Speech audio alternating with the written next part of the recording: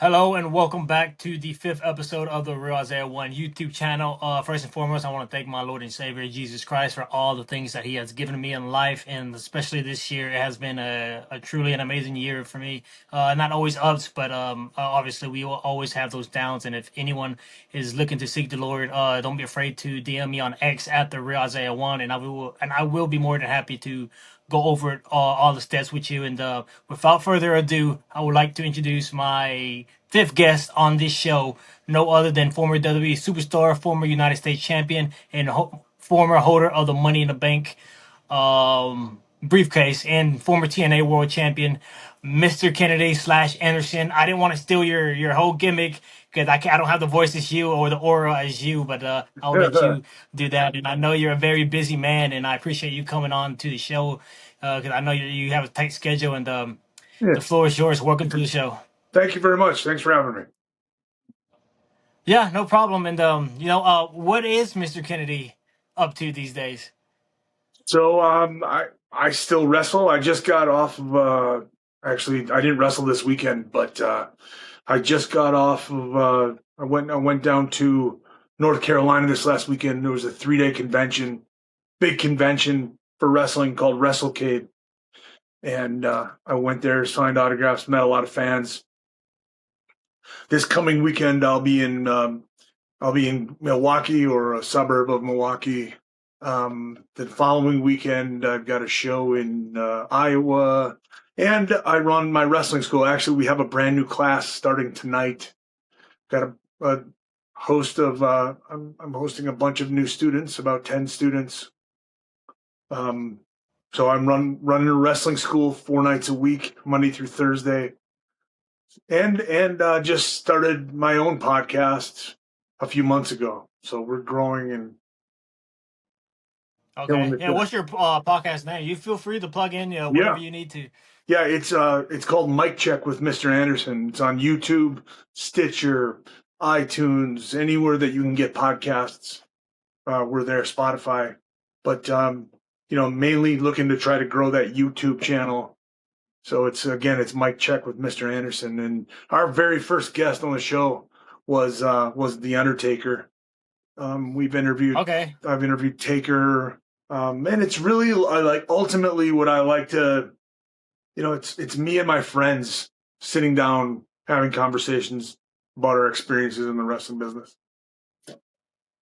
Yeah, and what better things to talk about than what you do for a living, and what you do, what you love to do. And I'm gonna have to check out that interview with the Undertaker because I was a huge Undertaker fan growing up. And speaking of the Undertaker, I know you wrestled the Undertaker at the Survivor Series pay-per-view. I remember watching that as a kid, and it's just surreal that I'm even here right now. But if you don't mind, I guess we can go ahead and start with that. Is how was it wrestling with the Undertaker, and how did that match? I don't know if it was. I might be wrong, but I think it was a first blood match.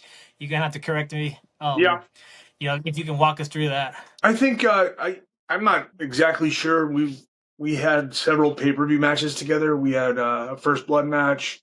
We had a last ride match. I think one of the other matches was just a normal. There were no stipulations or anything. I loved working with Taker, and that was something that I was very fortunate.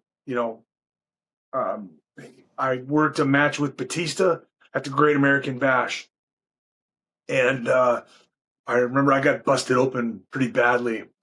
And sometimes when things happen like that, it was like one of the best things that's ever happened to me, honestly. I got busted open. If you go back and you watch the Great American Bash 2007, I get just absolutely busted open, and I'm covered head to toe in blood. And Taker pulled me aside a few weeks later, and he said, "Hey, I saw what you did with Batista at the Great American Bash, and I really liked it. I think you and I could do some good business together. So I'm going to talk to the boss." And then a week later, he said, "You know what you're doing coming up?" And I said, "What are we doing?" And he said, "We're going to go into a program together." He goes, "I think we're going to get about 3 pay-per-views out of it. Might be more, but we'll see how it goes."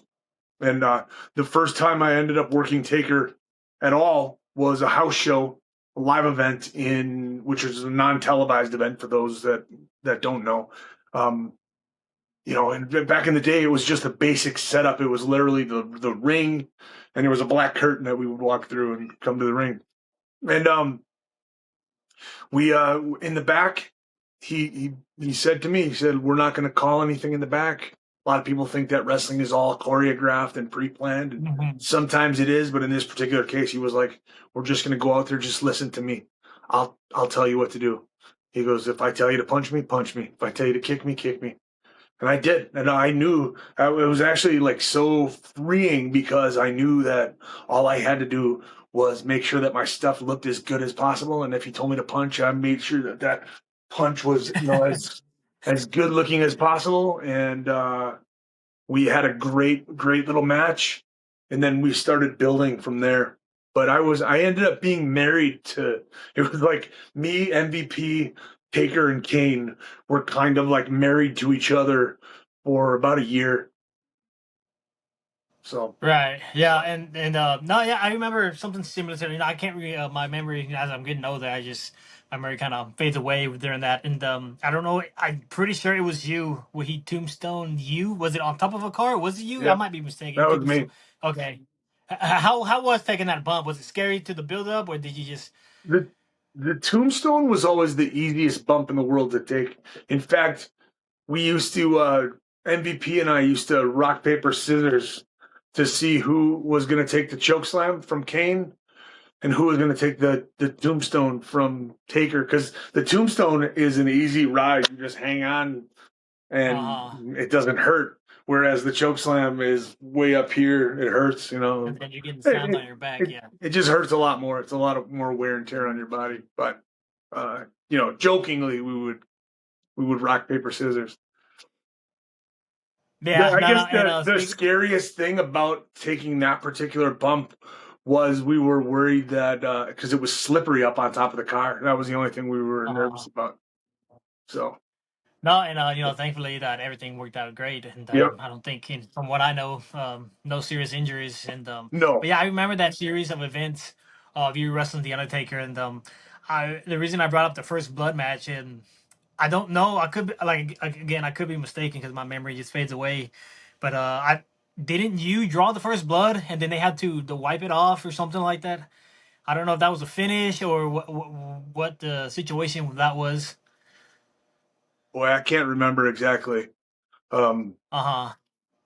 I know Taker got busted open, but it was from I think MVP came in and hit him with a chair. But Oh, okay. there was, I think I might have gotten like a little tiny trickle of blood that I hide, had to hide Right. from my Yeah.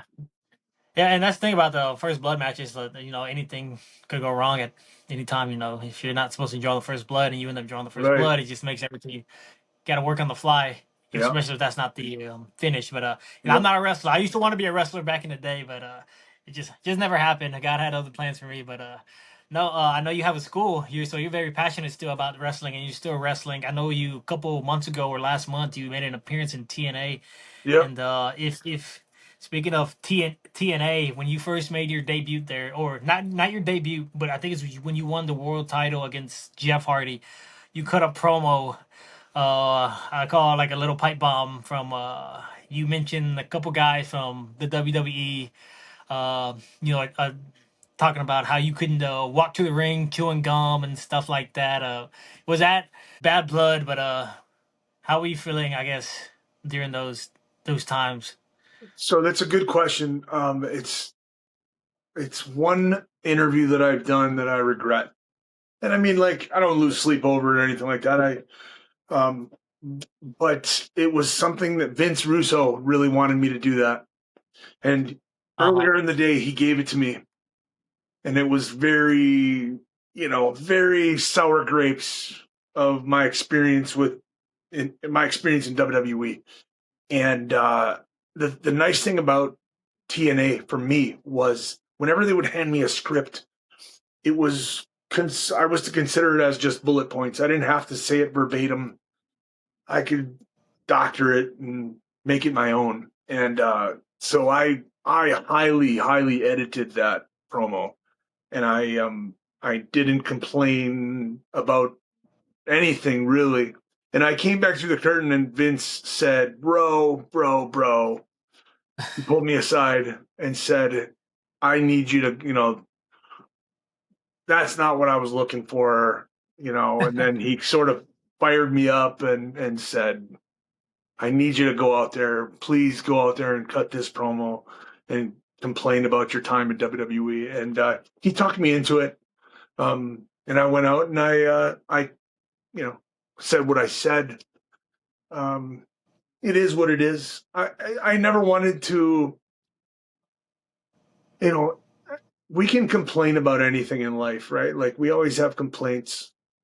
And my time in WWE, I was very fortunate to do the things, to even work for the company at all, really. So to go out there and just complain, I don't want to be a whiner. Like, but now I can look back at that stuff and I can say, this was messed up. I didn't like this, but yeah, Yeah, no, I feel you because I'm yeah, a very I guess you say religious guy. I'm a Christian man, and hmm I try not to hold things to anybody, because yeah, that's what it says in the Bible to forgive, forgive people who done you wrong and bless those and pray for those who did you wrong. And yeah, I don't know if WWE did that to you or not, but we all said things about, let's say, an ex friend or a family member or whatever it is, and we all regret things that we say, and not hopefully nobody looks back at you and say, oh, you said this about, let's say, Hunter, Triple H, or the WWE, and now you're yeah, back. Plenty of people have said worse and ended up yeah, going back. And I'm not gonna say yeah, any names, but yeah, yeah. And then yeah. no, yeah, I mean a lot of people like to talk about how you could have been champion, world champion. You were on the rise, this and that. But what I like to look at is you had a career that a lot of people wish they had, especially in the WWE. You got to work with guys like Batista, The Undertaker. I'm pretty sure John Cena, Randy Orton, Edge, and all kinds of that. Yeah. Growing up as a kid, obviously we wish we could do stuff like that, or somebody who's a independent wrestler. That's at the end of the day, that's their dream, Yeah. and you won Money in the Bank. And I like to look at it, or at least your career as well. I think you've had I think I don't know if what you would call it, but an underrated career in terms of what you've been able to do and who you've been able to work with. Man, if tomorrow was the last day, if something happened and somebody were to tap me on the shoulder and say, "This is tomorrow's your last day in the business," I've I'm pretty happy. I'm pretty content with what I've done. I've had a good run. I had a great career. I've met some incredible people, gotten to travel the world, running around in my underwear, yelling my last name twice, like yeah. So and the thing about like what you were saying about forgiving and moving on, me hating somebody, they always say like hating somebody and holding a grudge is the equivalent of drinking poison and expecting the other person to die. It's just like for a really long time I held a grudge. I was really mad. I was very bitter. um and I just realized at one point, like, those guys, me hating somebody, it doesn't matter to them. You know, I'm the only one that's Yep. affected by it. Literally, like, that person doesn't care. They wake up every day. They probably don't even think about me, but I'm thinking Hmm. about it, and then that affects my day and the way that I treat other people. So yeah, it is what it is, and I try to be a little better every single day. No, and that's all we can do as human beings because we fall short of the glory of God each and every single day. And bitterness it is a poison because I mean it can hold you back from a lot of things in life, whether it's friendships, relationships, marriage, family events, or doing moving forward with your life. And that is why it's important. As hard as it is important to let go and just forgive. I'm not saying you have to be best friends with this person, but Yeah, to forgive them, it takes a lot of courage and a lot of faith to do that. And speaking of that, I know when you were released, you had came back that night, wrestled like wrestling in basketball jerseys or something like that, teaming with Yeah, Cena and I can't remember who else. And obviously, a lot of people talk about the little back body drop against on Randy Orton. And if you don't want to talk about this, we obviously don't have to. But I thought I asked. I don't know yeah. if you talked about this or not. But if you could take us through the process of that, of people backstage telling somebody in their ear about Mr. Kennedy and whatnot. Yeah, I will say this. I will say, like, you can watch that video and you can see, like, I never, there was nothing wrong with that move. I Right. did not drop him on his neck. Um, so it is what it is. And I will say this: had I been doing all the things that I should have been doing in the company at the time, that wouldn't have that one thing wouldn't have mattered, or those people saying, talking about me, it wouldn't have mattered. That was just them saying that was the straw that broke the camel's back. And Vince was like, all right, I'm tired of hearing his name in a negative light. Get rid of him. And had it not been that, it would have been for something else eventually. Right. So do you think it was just more like And a when I'll go tell you ahead? what, like I'm going to go into on my YouTube channel when I reach 100,000 subscribers, I am going to go into a deep, deep, deep dive on this, and I'm gonna, and talk about everything, talk about that entire day, what happened from my from Okay. my perspective. Yeah, and I'll be looking forward to that. And you save it for your YouTube channel, and I'm sure Mm. people will be far interested in that because a lot of people still talk about that in Yep. stuff. But I mean, regardless of who it was or what was said, I hope and I'm sure you have, but just I guess conversation man to man, just obviously don't lose. I know you don't, but don't lose sleep over it. Don't hold a grudge against those people Yeah. because I'm sure they do and have the Lord and Savior Jesus Christ as well. And I always go back to either scriptures and stuff. That's just the way I am, and hopefully it doesn't bother you or anybody else. But you just have to continue to pray for those type of people, and hopefully they find the right things to say about not just you but about themselves and other people into the wrestling business or wherever they work. Yeah, it doesn't affect me anymore. Like, it's just I'm focused on what I'm doing right now, growing my YouTube channel, telling stories, having positive interactions and helping people. I'm in the business right now of helping people do the thing. Like I just said, if tomorrow somebody cut this off, I'm in the business right now of, if you want to contribute, if you love the wrestling business and you want to contribute in some way, I want to help you do that. I want to help you do the things that I was able to do. So that's why I opened up my wrestling school. That's why I continue to love doing what I do and train. Yeah, and you're helping the wrestling community as a whole, whether people see it or not. You're helping people from your community get better at whether it's wrestling, promos, or just even life itself. Yep. Working hard, and then once they get into the wrestling business, let's say like a TNA, AEW, WWE, whatever it is, smaller promotion, whatever. They know you from your experience what to look out for backstage, how to interact backstage or and whatnot. Yep. Not just it's a lot more than just wrestling or Yeah. Yeah. storytelling, but yeah, It's and it's that's like and it's like I have kids too. Like I have my kids in the wrestling business, my students, and I've got my kids, my biological children, and I always like I want to. Hey, you guys don't have to touch that stove over there. I know it's hot, right? Like, yeah. don't do the thing. I've made just about every mistake that one can possibly make in the business, and I've also had some successes.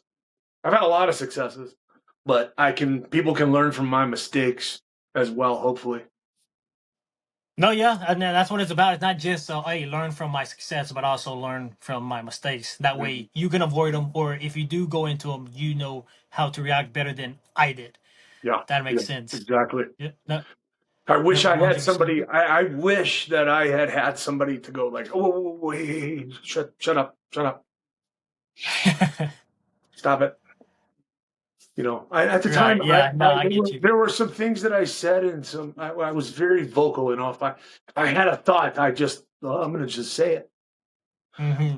And for some reason, at the time, I thought, if people need to know what Ken Anderson thinks about this particular thing at this Yeah. moment, and I wish I had somebody to just like, Yeah. Yeah. No, I get what you're saying because I was like that during let's say high school, but made a lot of enemies back in the day. But I mean, now you get to be that voice to somebody else because yeah, nobody was that voice to you. Now you know how it feels to, for somebody not to have that. Now you get to be yeah, that voice. So I don't think of it as a bad thing. I think of it yeah. more as a blessing. And that maybe I'm just too optimistic about things, but that's just the way I see things. Yeah, I think optimism is great. Yeah, no, 100%. And just to get a little bit back into the wrestling, I know I've seen your interview a little bit with Chris Van Velt, with I think you said Tiffany Stratton was in your wrestling school, Yeah, and yep, now she's doing great things. She's not WWE champion anymore, but she was champion for a while, and that's an example and say, hey, look, you know, not saying look what I can do in, if just stuff like that is just that's a good example. yeah. No, and Tiffany, she came to us. She trained with us for about 6 months, and then she was able to get Greg Gagne, got her a tryout with the WWE, and she absolutely crushed the tryout. And it was something that, like, from day one, we knew that she was good. I wasn't necessarily sure that she was going to take to the business because this you can be athletic, you can have all those tools, but you need to have a personality, you need to have character, and she didn't really have that at the beginning. She would just come, and I would show her, like when we take a bump, uh, we get up a certain way, right? Like you get up a certain particular way, and I'd show her one time, and she'd do it. I'd show her how to run the ropes, and she'd pick up very, very quickly. Um, there were some things that I have to continuously tell people that I didn't need to tell her. She's just gifted naturally, and is able to do that. Um, yeah, but she did not have the character stuff. So she got hired based on her physical ability. And she's got a fantastic look, obviously. And then she was able to grow. When I saw her on TV for the first time in that character, it was shocking to me. Not shocking, but like it was very different from the way that she was in training. In fact, Yeah, no, I bet it was. I have her first promo, and it was you wouldn't you wouldn't look at that and say like that. Is it up She's on your got it. YouTube? What's that? Is it up on your YouTube? No, it's tucked Oh, away. okay. Hopefully one day I'll get permission from her to put that out there, or maybe I can send it to her and it'll end up in a documentary or something like that. Because Yeah, no, that's that.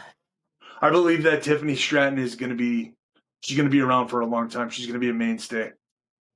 Yeah, for sure. She's already had a great start, and she hasn't Hmm. been in the company for long. And to hold the title for over 200 plus days, if I'm not Yeah. mistaken, is Yep. a very good start. So she's already made her mark in the WWE. So And I bet you, I know you feel proud.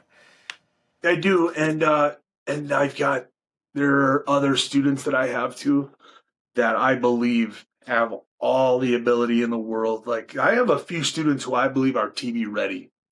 Like they're ready right now. Really? If WWE, they could go to NXT right now, or they could go to TNA for sure. Yeah, absolutely.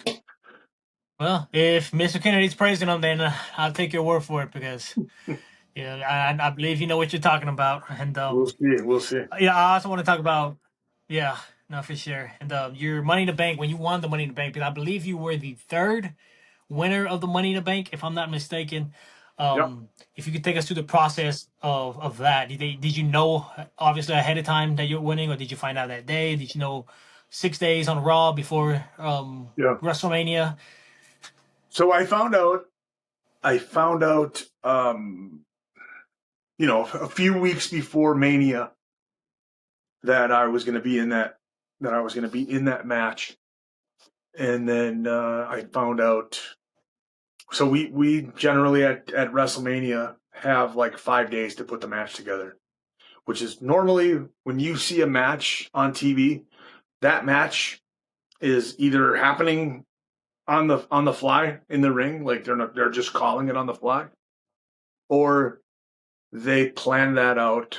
They planned out some of the stuff like earlier that afternoon. It's generally like you don't have days in advance where you think things through. Um, but WrestleMania, they want to make sure that everything is, it's high ticket.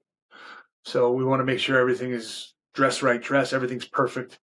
So yeah, for the first 3 days, Edge was winning it. That was the way that we had planned it out. Was Edge was winning, and then about 2 days before, they said, "Okay, we're gonna switch it to Kennedy." Never gave a reason. I wasn't privy to a lot of that. Nobody was really like creative. Was kept very close to the vest. Um, you never know who's you know contacting the dirt sheets and stuff, and who's leaking information. So Right. everything was kept very, very hush hush.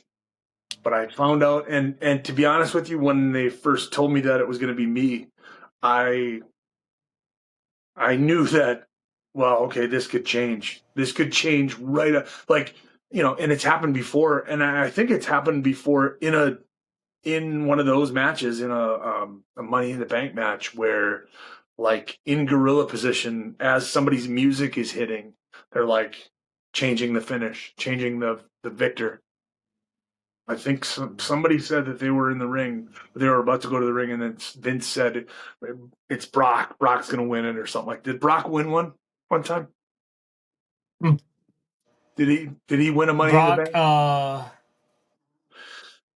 I don't know. I feel like I heard somebody say that Vince he, changed the finish to a Brock Lesnar like on the fly. But well, I think he won Money in the Bank, but he wasn't in the match. He just okay, came out Hmm. and just pulled out a briefcase, There you have it. which is a little weird, but There you have it. no, yeah. And And when you won that Money in the Bank briefcase, did you have a timeline of when you were gonna cash in, or did they not go that so far yet? so they told me again. This is just I guess storyline wise or whatever. They just told me to work it into a promo that I told everybody. I announced to everybody that I was going to cash it in at WrestleMania the following year.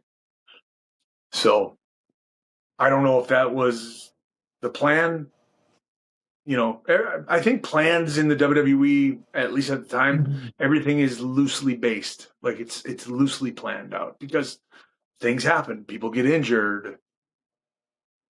People get pregnant. People, get in trouble. Like all of the above. So you never know. Yeah. Um, so it's very hard to plan things out. And you know this, like you've seen people who have the rocket ship on them and they get injured, and suddenly that gets derailed, and well, now we have to go with, somebody else has to. We have to figure out and basically throw away all the writing that we've done.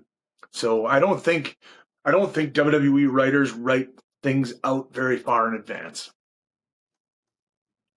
There's no long term Yeah, I booking. always hear that things change.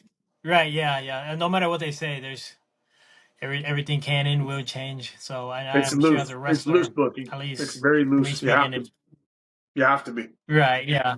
I'm sure as a wrestler, you do have to adapt on a fly. So that's something that comes with the business, especially like WWE when you have It so really many is. creative Yeah. writers in the room. And how did you come up? Did you come up with the Mr. Kennedy gimmick yourself with the whole mic, saying your last name twice? Nope. So that was something that, well, I was responsible for the last name twice thing. That was just something I used to announce basketball games when I was in high school, and I started doing it then. And it was something that was well received by the parents and the students and faculty and all that. In fact, I used to have fans from the opposing teams come up and say, "Hey, we, I'm from Chilton, or I'm from Kiel, or whatever." Um, but I really like your announcing, so keep doing that. It's really funny when you say the last name twice. So, Paul Heyman told me one night, he said, "Go out, cut the ring announcer off tonight, dress him down, and then you do your own big introduction." And he like kind of, he sort of gave me an example of what I do today. And so I just went out there. I did that. In the moment, I hit my last name twice, and I came through the curtain, and all the boys were like, "That, keep doing that." And from that moment on, it was every time I went out, I did my own introduction. And it And works because five everyone and would. 5 weeks Oh, go later, ahead. I was making my debut on Velocity. 5 weeks later, against Funaki. Funaki. Okay. Did you Mhm. end up winning that match? I did. Yep. Okay. In fact, I originally it was just supposed to be a non-televised match, and Funaki was going to hit me with a super kick and beat me. And I'm standing in gorilla position, and I'm going over my, in my head, I'm kind of like getting right and doing some push-ups and loosening up, stretching out. And Dave Lagana, who's the head writer of SmackDown, comes around the corner and he says, "There's been a change." And he goes, "We need to come up with a finisher for you or he goes, "First of all, this is going to be a televised match. It's going to be on Velocity." He goes, "Second, we need to come up with a finisher for you because you're going over in the match. You're going to win the match." And then he goes, "And welcome aboard." And he stuck out his hand. And that was basically how I learned that I was making my debut. And then from that point on, I remember Vince, I came back through the curtain and Vince gave me a thumbs up, which is always, if Vince gives you a thumbs up, you're in a good way. If he doesn't look at you, eh. If he does one of these with the headset, takes the headset off and goes, "Come here, you're in trouble." But it was one of those situations. I came back through the curtain. Everybody was like, thumbs up. Arn Anderson was the producer on that match, and he was like, "You just got yourself a job, kid." So, I can only imagine the feeling after hearing uh, that, and then seeing Vince McMahon the giving you the thumbs up. greatest feeling in the world. Just, I felt vindicated. I felt like all of the years of hard work and being told no and not hearing anything. And um, I felt very, very relieved. Like all the hard work had finally paid off. Yeah, and that's what it's about. And obviously, I think you got that character pretty over because you were pushed pretty hard, working with legends, icons, and then and it's not just matches, but there are actual programs. And Batista, how was it working with Batista? All right.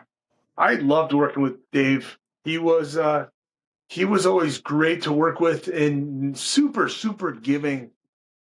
Uh, you know, um, yeah, very, very giving. Light, easy to work with, fun. I used to make him laugh all the time. That would be my goal, is to try to make Dave laugh when I was in the ring. So, um, Did it ever work? oh yeah, like and like I said, that first time when we worked the Great American Bash. Sorry, can you hear all that? Yeah, I'm able to hear you. Okay. the Great American Bash.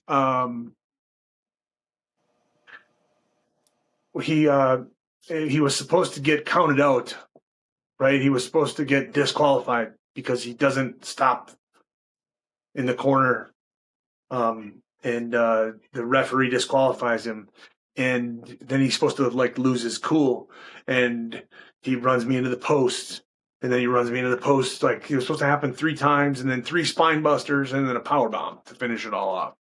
And the whole time the ref is ringing the bell, or the bell ringer's ringing the bell, and the referee's telling him to stop and stuff.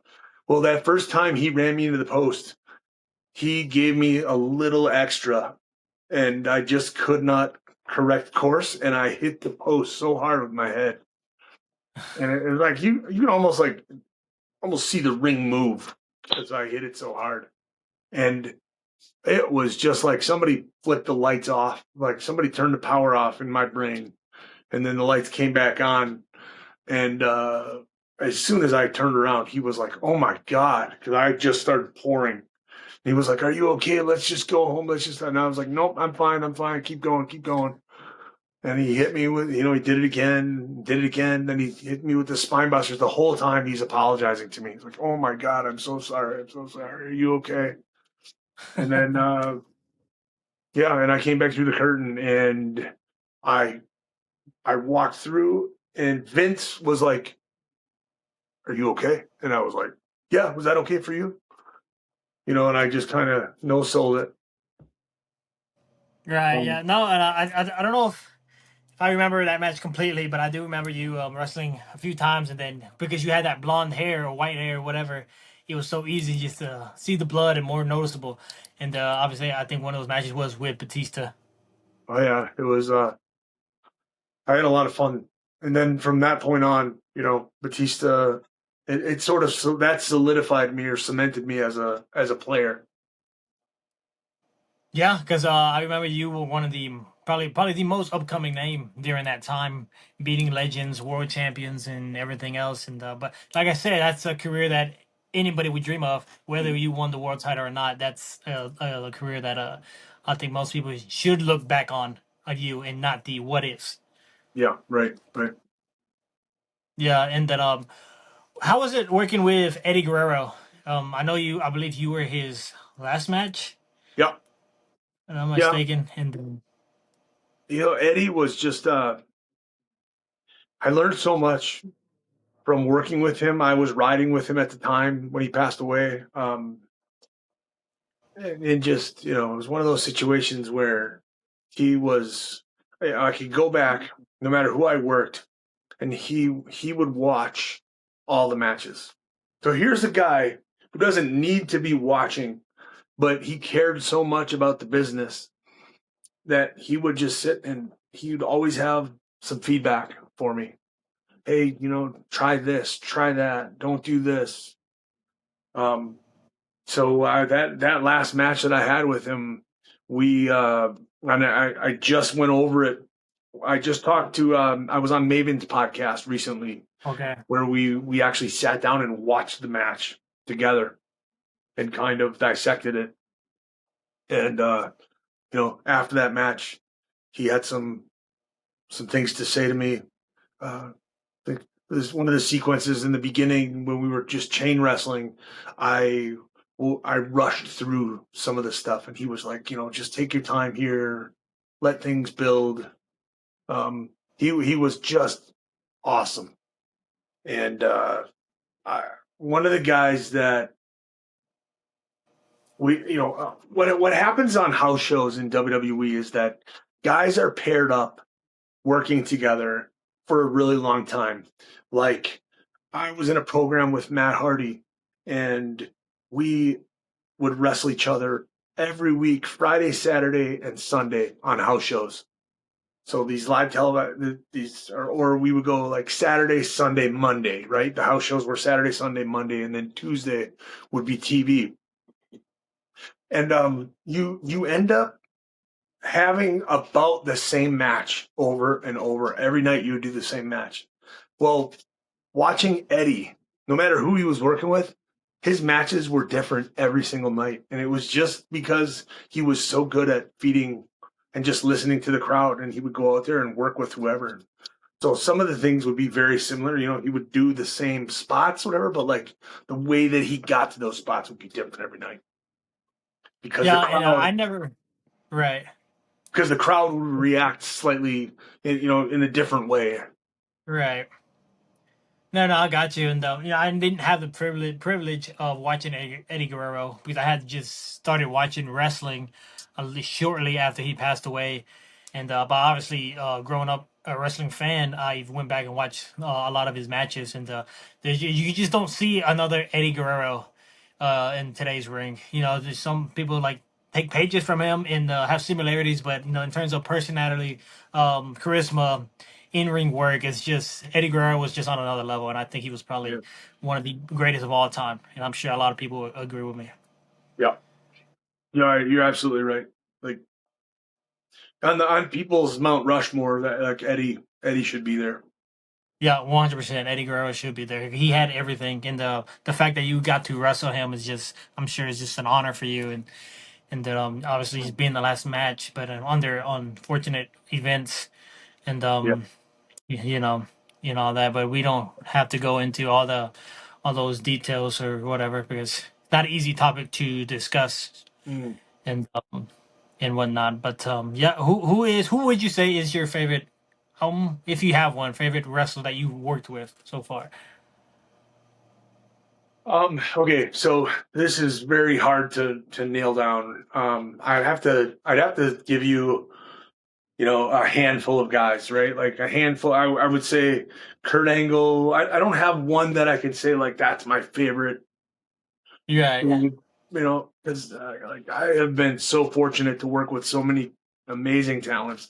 I would say Kurt Angle, Shawn Michaels, Undertaker, Bully Ray, Bubba Ray, um, Matt Hardy. Some of my favorites that I've been in the ring with. Mhm.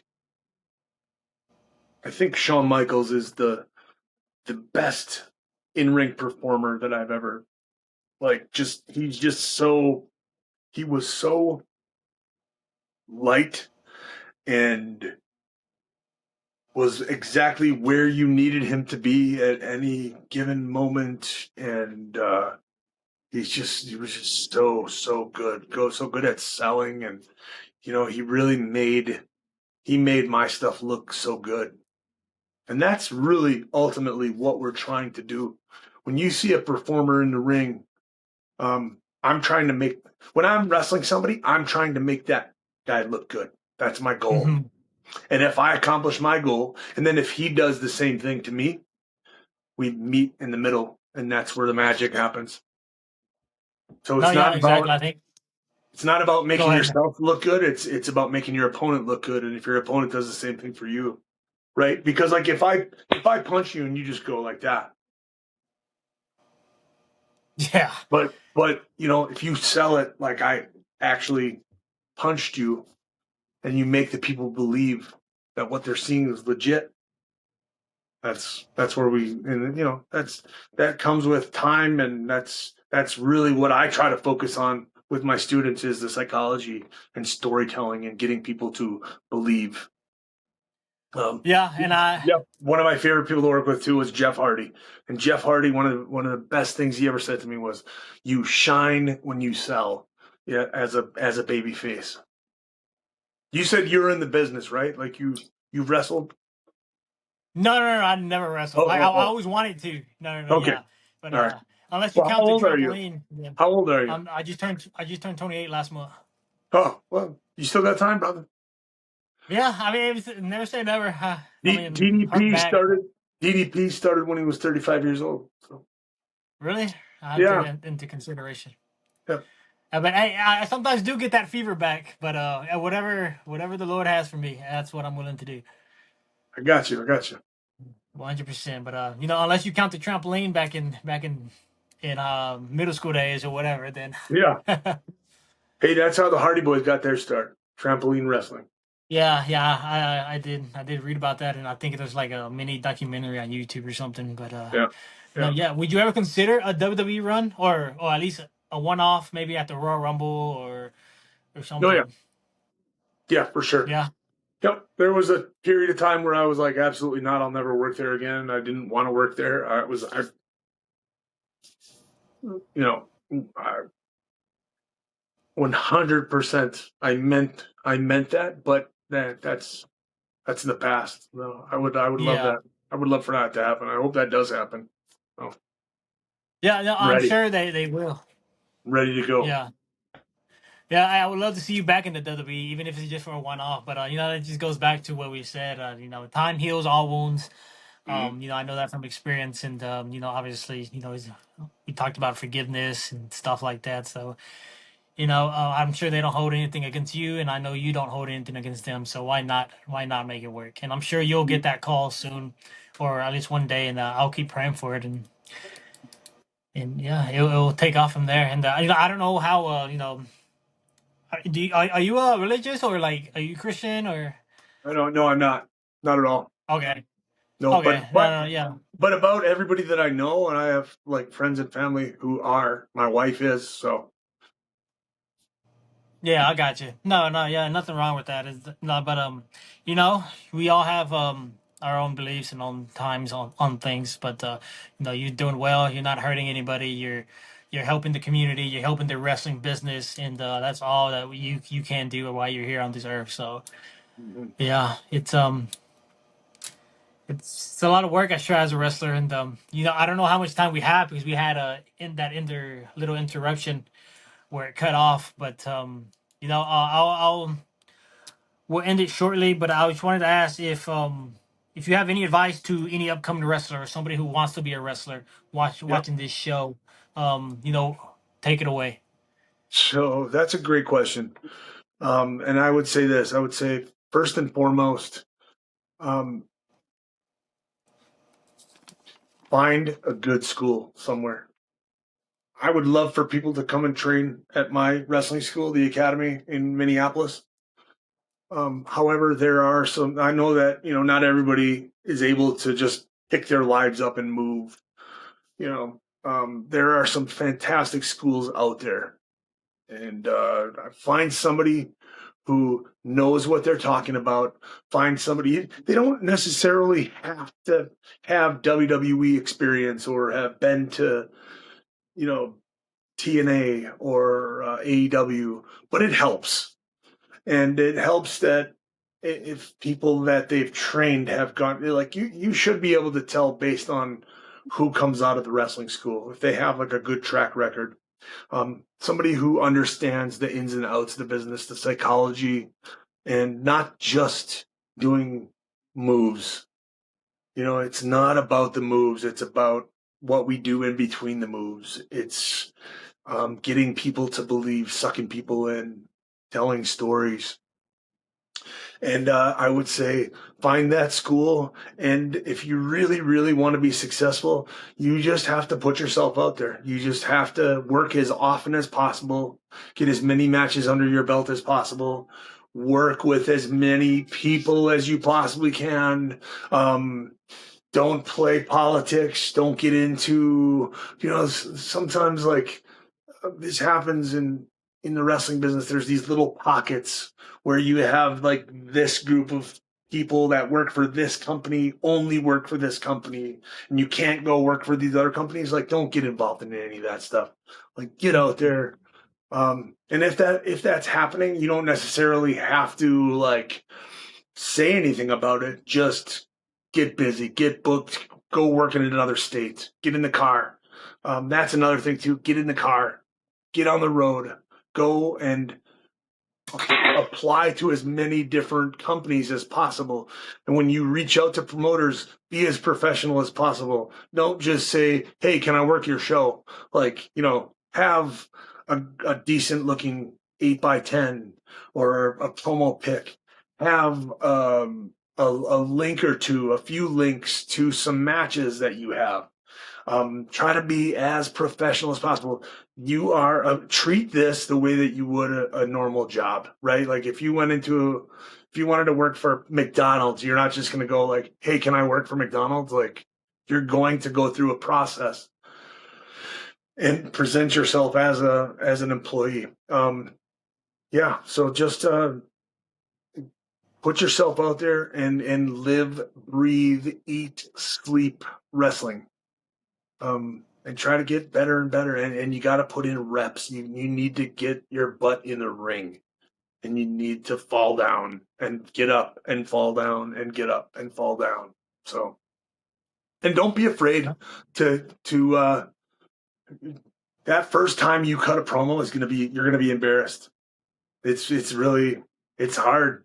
It's hard to get up in front of, and it's harder to get up in front of 10 people that are your peers than it is to get up in front of 30,000 people.